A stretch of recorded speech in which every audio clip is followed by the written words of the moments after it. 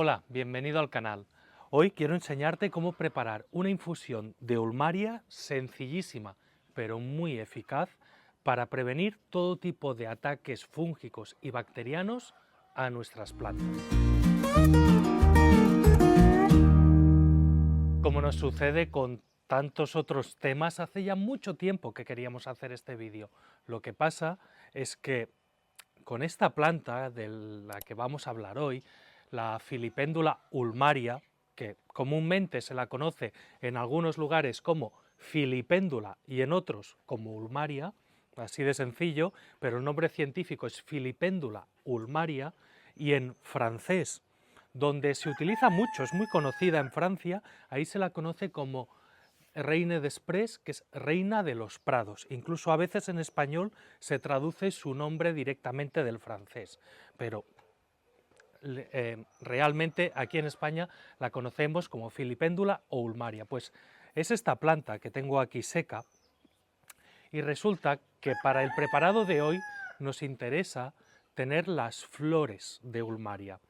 Y es una planta que la aplicaremos en el huerto, no solo, pero sobre todo cuando es muy interesante es durante la primavera, incluso principios de verano, pero justo florece después, florece en pleno verano. Cuando íbamos al bosque, por ejemplo, el año pasado fuimos a cosechar flores de ulmaria, pues ya no era el momento de ponerse a hacer la infusión tal y enseñártelo. En cambio, ahora que, bueno, ya me he decidido a hacerlo, voy a enseñarte el vídeo, pero a mí me gustaría que apareciera pues yendo al bosque, cosechando la planta, enseñándote exactamente cómo es, porque esto es flor seca que cosechamos el año anterior. De todas formas, mira, no pasa nada. La ulmaria es una planta muy sencilla de identificar. Se trata de una planta muy común, es una rosácea que crece. Se dice que crece en prados, pero eso sucede en lugares bastante húmedos, más al norte, ahí crecen prados húmedos, por eso en Francia la llaman reina de los prados. Pero para nosotros, en un clima más mediterráneo, más cálido y seco, en realidad es una planta que vamos a encontrar siguiendo los cauces de los ríos, en lugares húmedos, en lugares densos, frondosos, en esos bosques de ribera. Pero es una planta muy habitual en toda la península ibérica. Hace unos tallos altos, de entre 1 y 2 metros, por lo tanto supera fácilmente nuestra altura. Luego, es una planta con hojas muy características, las llamamos imparipinnadas. Para entendernos, las hojas de una planta de valeriana, por ejemplo, para mí se le parecen bastante. Estas hojas largas que van a pares y luego en la punta tienen otro pequeño folíolo, o no tan similar, pero para hacerte una idea, la hoja de un apio, por ejemplo, también podría parecerse ligeramente, pero sobre todo lo que nos va a ayudar a distinguir la ulmaria o filipéndula es que en la parte apical, arriba del todo, hace una flor preciosa, muy vistosa, muy característica. Es una panícula, es una inflorescencia en forma de panícula muy vaporosa, de un blanco brillante, llena de pequeñas florecillas, típicas flores de rosáceas, 5 pétalos, muchos estambres dentro, como si fueran pequeñas rosas silvestres en miniatura, y siempre de color blanco y como pequeños tallos llenos de florecillas vaporosas. Esa es la ulmaria. Seguro que si has paseado por un bosque de ribera la tienes más que vista. Pues cuando está en plena floración podemos ir y cosecharla, pero ojo, como siempre que hablamos de un recurso silvestre, vamos a hacerlo con conciencia, vamos a hacerlo con el máximo respeto, y de cada muchas plantas vamos a cosechar solo alguna. Vamos a dejar no ya la mayoría de las plantas, la inmensa mayoría, porque esas plantas ahí tienen su función y son importantísimas en ese ambiente. Si es que hay suficientes, nos podremos llevar algunas, y si no, la solución es bien sencilla. Se puede cultivar en el huerto, en el jardín, en márgenes. Es una planta de cultivo sencillísimo que produce mucho, y probablemente sea esa la opción más cómoda para hacerse con la suficiente cantidad de ulmaria. Sea silvestre o cultivada, una vez que la tenemos, procedemos a secarla. idealmente vamos a secarla rápido, en un lugar bien ventilado, que no sea muy cálido, que no supere los 30-35 grados de temperatura. Y lo más importante de todo es que sea en la oscuridad, para que no se nos vuelva marrón. Fíjate, si ves esta planta nuestra, hombre, el blanco de las flores lo ha ido perdiendo, se ha vuelto verde, pero lo más importante es que se ha secado antes de oxidarse, se ha secado antes de ponerse marrón. Nosotros lo hacemos en un pequeño deshidratador que tenemos para las semillas del Club de la Semilla. Ahí aprovechamos para deshidratar otras cosas, pero realmente lo puedes hacer en cualquier lugar que esté bien ventilado. Pero claro, antes de decidir si vas a hacer o no esta infusión, tendrás que saber para qué sirve, por qué, cómo de buena es, y a eso vamos. Mira, esta es una infusión de, yo diría que una de las más esenciales que se utilizan en dos estilos de agricultura. Por un lado tenemos a los practicantes, los seguidores de la fitoterapia vegetal, que es sanar las plantas utilizando otras plantas como remedios. Y uno de los autores más conocidos de esta línea sería Eric Petiot, de quien ya te hemos hablado en otros vídeos, y él, pues, esta infusión es como su principal infusión, o una de las más importantes. Luego tenemos otra línea, digámoslo así, otro estilo de agricultura, que es la biodinámica.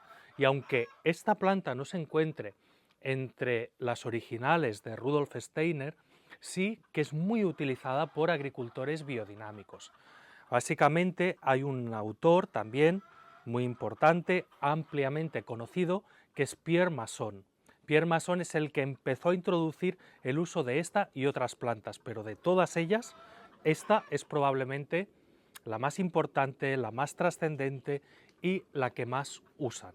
Pero no puedo hablarte de la Filipendula ulmaria nombrándote autores solo de este siglo, porque es que es una planta que su uso es, bueno, absolutamente desde tiempos inmemoriales viene utilizándose. Mira, los druidas celtas era una planta que ya la consideraban sagrada y que utilizaban muchísimo.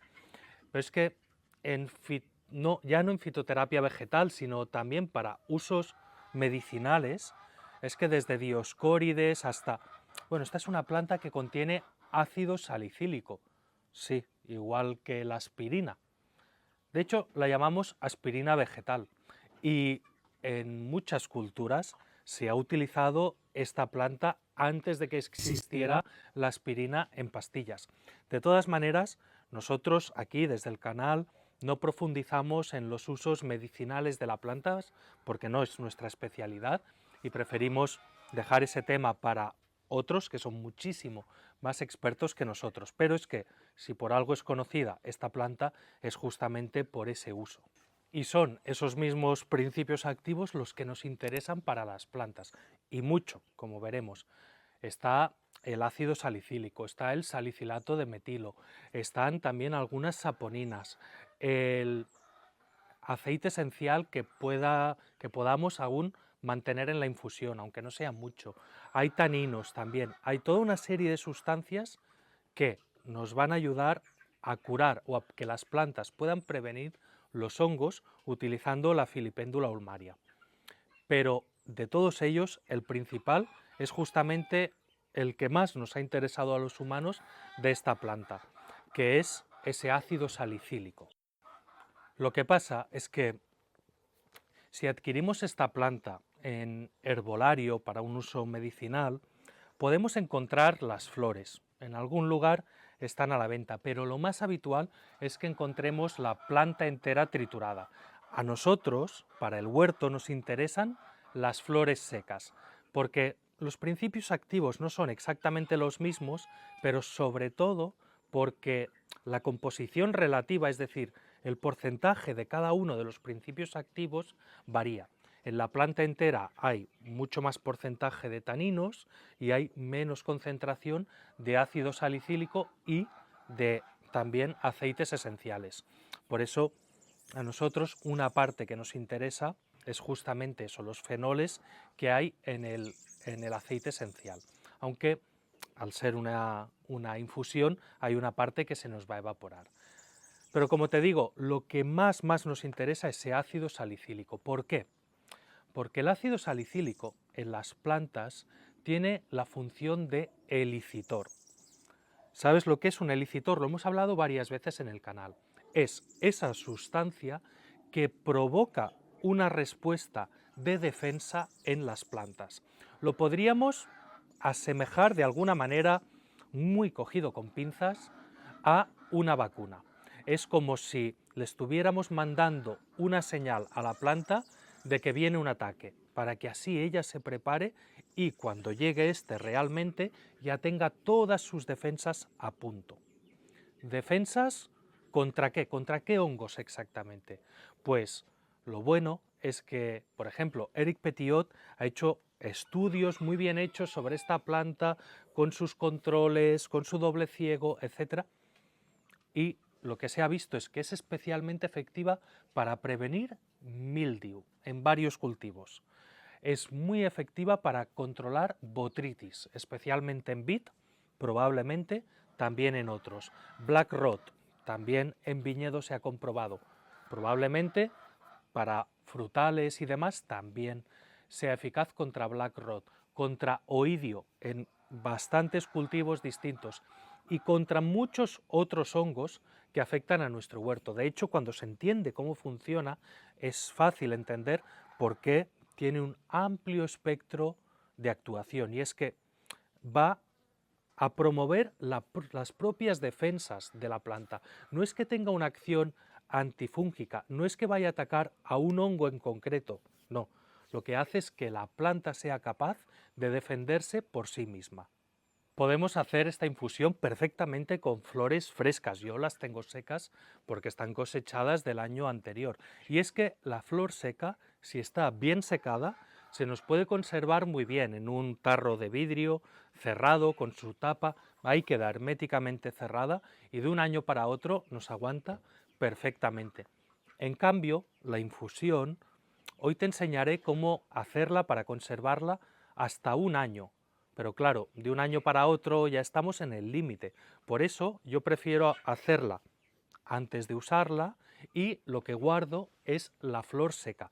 Pero que sepas que podrías utilizar perfectamente la flor fresca.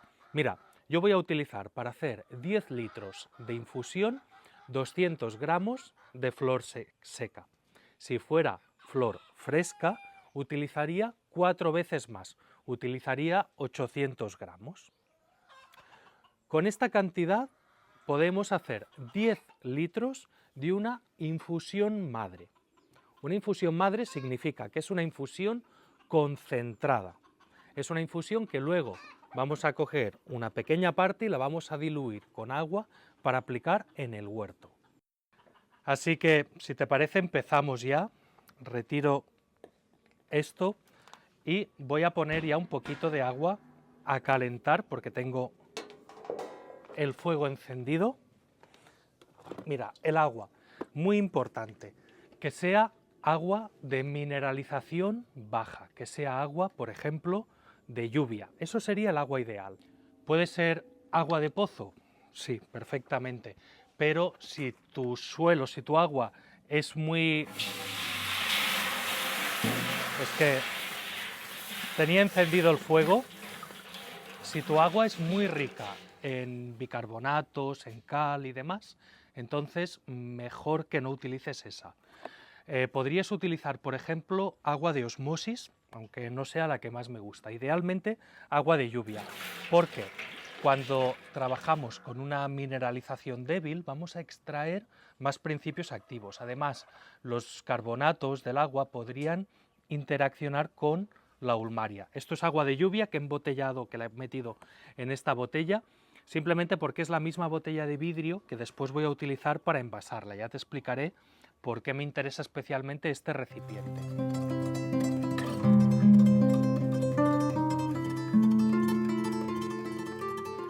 Y le ponemos la planta, ¿eh? En este caso, fíjate, otro pequeño truco. Tengo aquí la ulmaria seca, pero la he dejado remojando toda la noche en agua. El agua que tengo aquí más la que he puesto suman 10 litros en total. O sea que este agua del remojo ya está restada de los 10 litros. Igualmente, mismo agua de lluvia, y esto es una técnica que Eric Petiot pues, ha ido haciendo en sus infusiones con los años. Si uno ve sus libros de hace tiempo, no lo hacía, ahora ya lo hacen todos porque ha descubierto que con esta maceración en frío previa se extraen muchos más principios.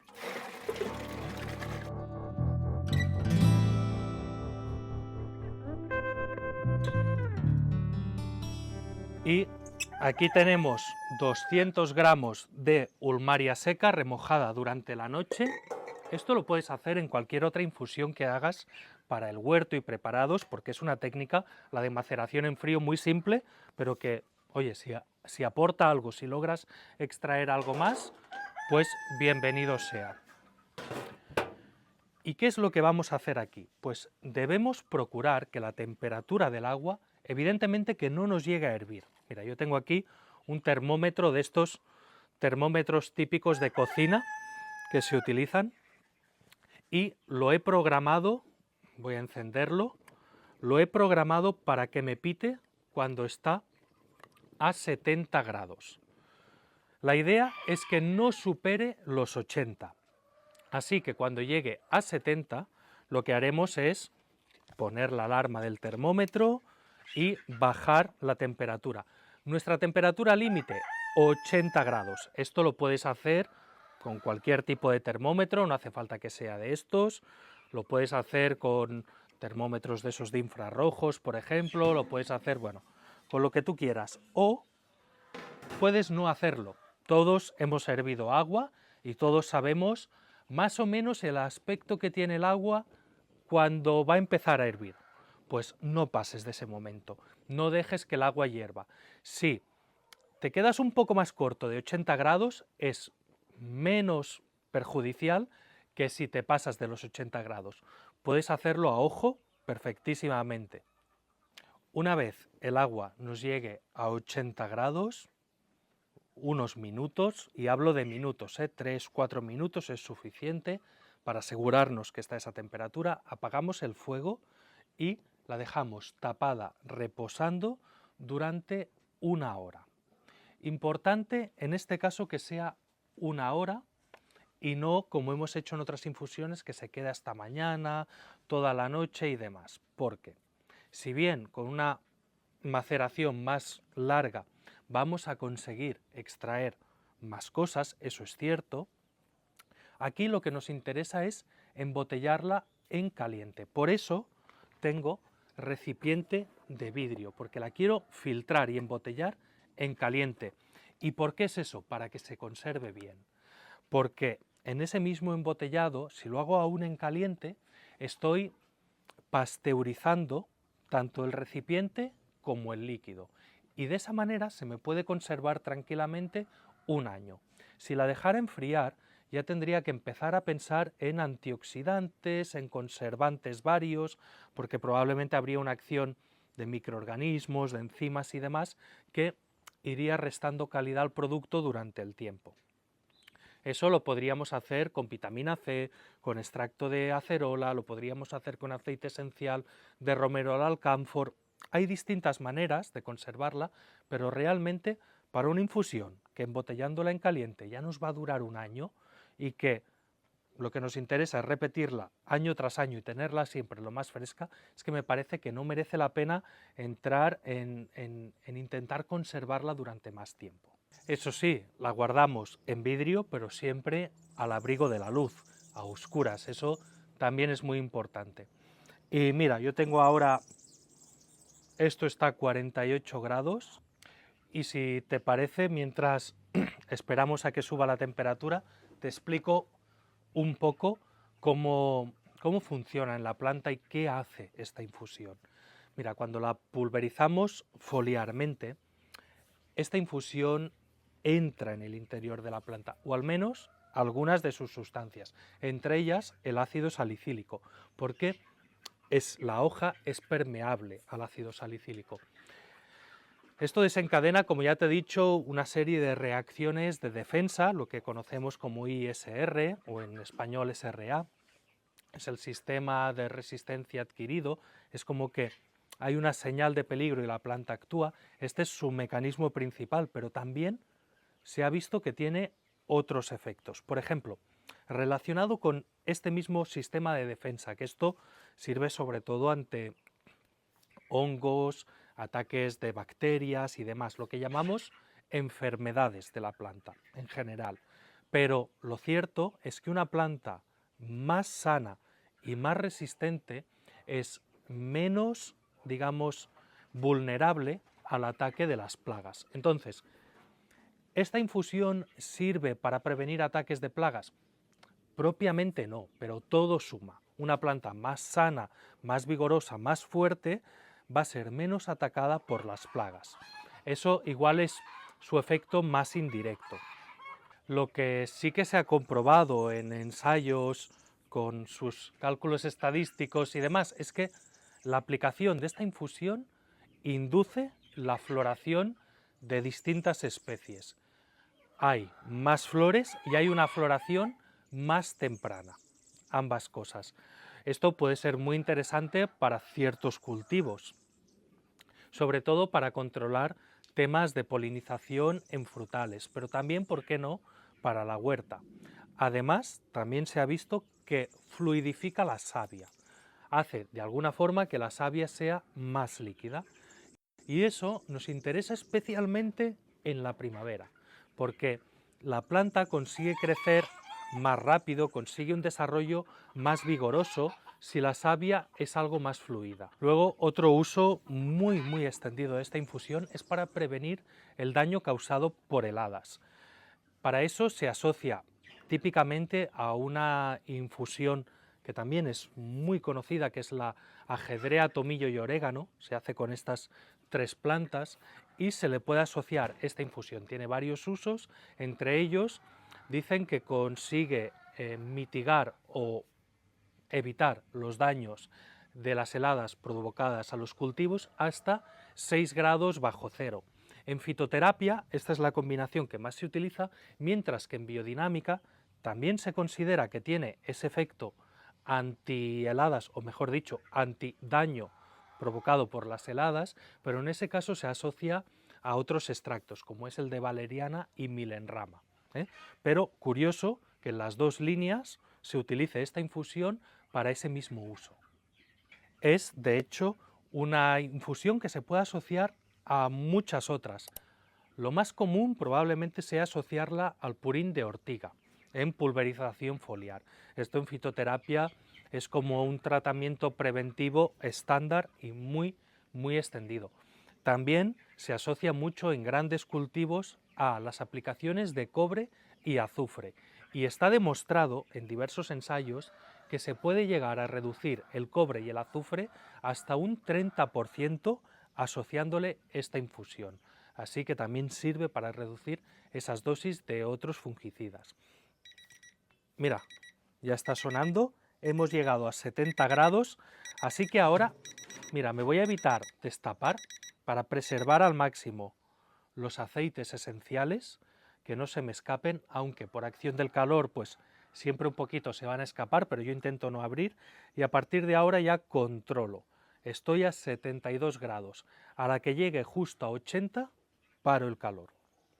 Y como te iba diciendo, la asocian a ortiga, la asocian a azufre y cobre, tranquilamente. Si se quiere potenciar mucho el efecto del ácido salicílico, también se puede asociarla a una infusión de corteza de sauce, que igual te suena que la corteza de sauce también tiene ácido salicílico. En ese caso la infusión se hace distinta. Yo creo que la ulmaria, primero, contiene más ácido salicílico que la corteza de sauce, aunque igual no sea tan famosa. Y segundo, es que entonces variamos la composición relativa, las cortezas tienen muchos taninos y los taninos hasta cierto punto pueden inhibir la absorción a través de la cutícula cerosa de las plantas. Así que, aunque se hace, a mí no me acaba de convencer. Se asocia también a la infusión que te he comentado de este trío de plantas tan famosas, a los extractos biodinámicos, donde hay una cierta discrepancia es si se puede asociar o no al extracto de cola de caballo. Lo siento, a mí también me gustaría dilucidar si se puede o no, y es probablemente lo que más me importa, pero ahí Eric Petiot está diciendo que sí, que se puede, de hecho él lo hace, pero Fanny Bertrand, que es también una mujer que sabe muchísimo y que sigue, es curioso porque es discípula de Petiot, es la hija bueno, también de un autor muy famoso de fitoterapia, y es una persona que tiene una empresa que se dedica a esto y a la cual pues, es un personaje muy respetable dentro de todo este mundillo. Ella dice exactamente lo contrario, dice que no se asocie a la decocción de Quisetum. Yo, por una cuestión de prudencia, prefiero no asociarla, no acabo de saber los motivos que tienen para no estar de acuerdo cada uno de los dos, me encantaría saberlo. Oye, si estás viendo este vídeo y lo sabes, déjamelo en comentarios, porque tengo mucho interés. Yo intentaré seguir indagando en por qué hay esa discrepancia, pero hasta el momento, pues, no sé por qué, y yo no lo asocio con el Equisetum. Y llegamos a los 80 grados de temperatura, con lo cual apago el gas y ahora lo dejamos, no lo abro, fíjate que no lo estoy abriendo, y lo voy a dejar durante 1 hora. Vamos a descansar 1 horita, volvemos aquí y te explico cómo lo filtro, cómo lo guardo y sobre todo cómo tienes que aplicarlo.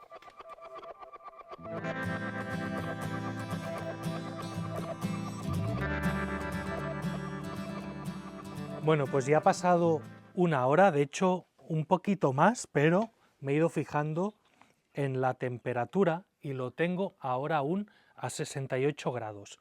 No ha bajado mucho la temperatura, por lo tanto se va manteniendo y va bien. Mira, yo te diría que la temperatura mínimo en la que deberíamos embotellar para conseguir que se pasteurice, la pasteurización de hecho no es, está en función de la temperatura y el tiempo que se mantenga esa temperatura. Ahora no voy a entrar en detalles porque me alargaría mucho, pero yo te diría que para curarnos en salud que no baje de unos 65 y aún mejor si está a unos 70 grados cuando embotellas, porque claro, todo esto está frío, va a enfriar el líquido y deberíamos, pero con 15 minutos que aseguremos 60-65 grados, incluso a 55 se puede llegar a pasteurizar si lo dejamos el suficiente tiempo y que se vaya enfriando poco a poco. Fíjate, yo cojo una malla cualquiera, esta es una malla tipo de café, de mielita, podrías hacerlo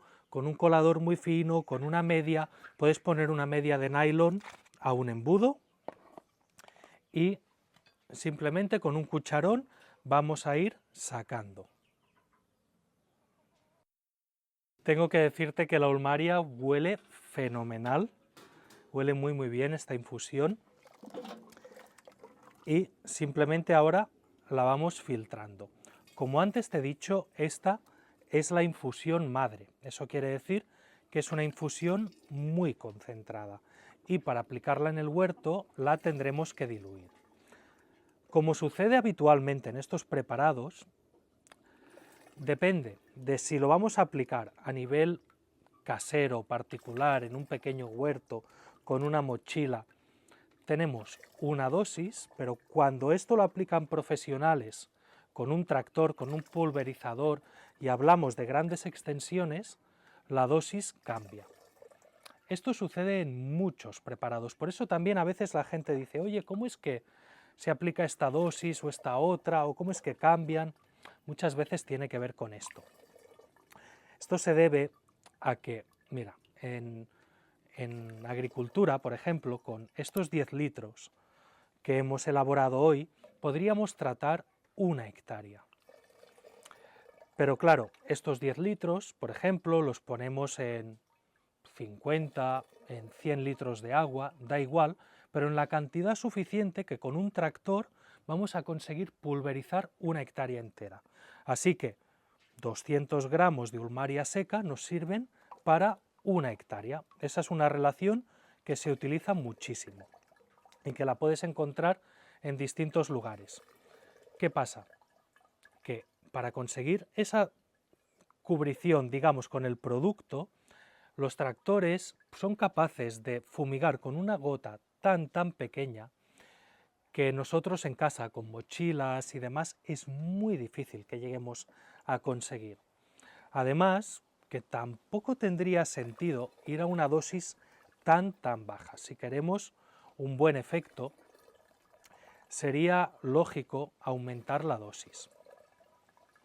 Entonces, en casa no trabajamos por unidad de superficie, sino que trabajamos por disolución. Y esta infusión se utiliza como tantas otras al 10%.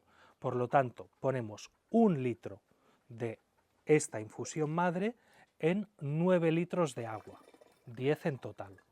Y eso es lo que vamos a fumigar foliarmente en nuestro huerto.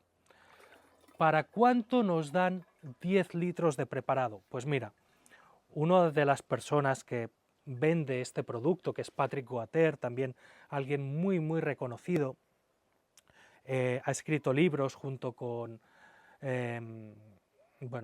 con el autor que antes te he hablado, y tampoco quiero meterme en detalles de nombres, pero alguien muy reconocido nos dice que con 10 litros deberíamos poder tratar 1000 metros cuadrados.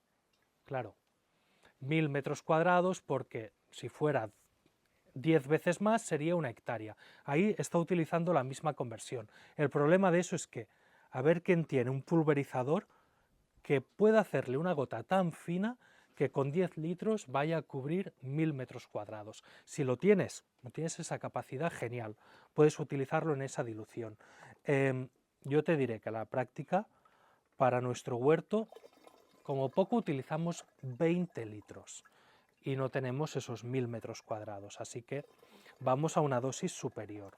Pero la concentración es la misma. Tranquilo, que no vas a hacerle daño a tus plantas. Mientras utilices un 10%, está bien. Sé que esto de las dosis genera muchas dudas. Vamos a simplificarlo. Úsalo al 10% y utiliza la cantidad de agua que necesites. No hace falta, esto es un tratamiento preventivo. No actúa directamente por contacto contra los hongos, por lo tanto tampoco hace falta que mojes cada milímetro cuadrado de las plantas, ni las hojas por el reverso y por el anverso, no. Moja las plantas suficientemente, pulverízalas por encima, pero igual hay otros preparados con los que sí intentamos llegar hasta el último rincón. Este no sería el caso. Otra pregunta que es probable que surja es ¿cómo hago para combinar? ¿Cómo me lo monto con la dosis si quiero combinar la infusión de Ulmaria con otros preparados? Por ejemplo, mira, si lo combinas con el purín de ortiga, cosa que es muy recomendable, funciona muy bien, entonces ahí estaríamos aplicando simplemente las dos dosis sumadas. Esta infusión en un 10% y el purín de ortiga también en un 10%. Entonces, cogemos un cubo, ponemos 1 litro de esta infusión, ponemos 1 litro de infusión de purín de ortiga y los 8 litros que faltan con agua. Simplemente así. Si queremos poner un 10% de la infusión esa de ajedrea, orégano y tomillo, pues 10% de esa más 10% de esta. ¿Que lo combinamos con cobre? Pues la dosis habitual que utilicemos de cobre, que podría ser 1 gramo por litro, podría ser 0,2 gramos por litro, podrían ser 3 gramos por litro, depende de lo que pongas, del producto concreto que estés utilizando de cobre, de muchas cuestiones, pero yo te diría que con dosis bajas de cobre vas más que servido si es que lo utilizas y decides utilizarlo, que la mayoría de veces nos lo podemos ahorrar, pero utilizas en ese caso un 30% menos de cobre de lo que usarías y le añades el 10% de esta infusión. Y esto nos va a durar guardado así 1 año, por lo tanto yo con estos 10 litros puedo aplicar 100 litros, eso significa que en el huerto, en nuestro huerto, que gastamos unos 20 por aplicación, pues voy a poder aplicar 5 veces. ¿Esto es mucho o es poco? Pues mira, el ácido salicílico está comprobado que tiene un efecto en las plantas que dura 3 semanas. Por eso se recomienda aplicar este preparado durante o cada 3 semanas, sobre todo durante la época de crecimiento de las plantas. Este preparado se utiliza mucho final de invierno, principio de primavera, también porque tiene ese efecto anticongelante, por así llamarlo, ¿no? Pero realmente, si tú ves que tus plantas van a tener un momento de estrés, sea el que sea, es buena idea adelantarte y antes, no después, antes de ese fenómeno de estrés que sea predecible, aplica esta infusión. O aplícala por sistema cada 3 semanas, entonces vas a tener una buena prevención de hongos. Nosotros este año nos ha pillado un poco el toro y la verdad, como está siendo tan complicado con los hongos, pues no nos ha dado tiempo a aplicar la ulmaria, por eso tampoco la hemos hecho hasta tan tarde, porque ya estábamos desde el inicio con tratamientos curativos de hongos. Este año está siendo un muy mal año, como ya sabes, para los hongos en prácticamente toda la península. Igual se salva un poquito Galicia, que tiene un año un poco más benévolo que otros, pero el resto de la península ibérica estamos fatal, por tal y como ha llovido y demás. Entonces, este año, hasta que no tengamos resuelto el tema de los hongos ya un poco encauzado, no voy a empezar a aplicarla. Tengo que decirte que entre el extracto de ajo, que ya te enseñé a hacer en otro vídeo, el Equisetum y demás, el LAB, estamos consiguiendo muy buenos resultados y yo espero no tardar en poder empezar a utilizar ulmaria, pero de momento todos los tratamientos que estoy haciendo son curativos. Esto es complicado en un huerto porque tenemos plantas infectadas y plantas que no, están muy cerca y hay que decidir qué hacer, ¿no? Yo, cuando los hongos ya no sean un problema y estén solo en una o dos plantas muy puntuales del bancal, igual me planteo pasar a esto, pero mientras tenga la incidencia que estamos teniendo, pues aún voy a seguir con curativos. Dicho esto, ya te digo, estamos muy bien y yo creo que en muy poquito tiempo nos vamos a pasar ya a la ulmaria, por eso la estamos haciendo. También pasaremos a disminuir la frecuencia con la que hacemos otros tratamientos, como el Equisetum y LAB, y pasaremos ya al régimen, digamos, de preventivo. Aún me queda un poco por llenar, voy a llenar toda esta garrafa y un poquito más, porque siempre me queda un pico, para lo cual tengo por ahí un bote pequeño de vidrio. O sea, intenta siempre que te queden recipientes llenos hasta arriba, así vas a minimizar también la oxidación y se te guardará mejor. Y conforme vayas gastando, si puedes, pásalo a un recipiente limpio, eso sí, de menor capacidad. O si te planteas que vas a gastarlo en muy poco tiempo, entonces ya ni siquiera hace falta eso. Pero antes de acabar con el vídeo, quiero enseñarte para que veas cómo está saliendo el color que tiene esta infusión. Una infusión bien concentrada, porque como te he dicho es una infusión madre. Y bueno, espero que el vídeo te haya gustado, te haya sido útil. No dejes de probar esta infusión, que es muy interesante, va súper bien para el huerto, es muy efectiva y nos vemos en el siguiente.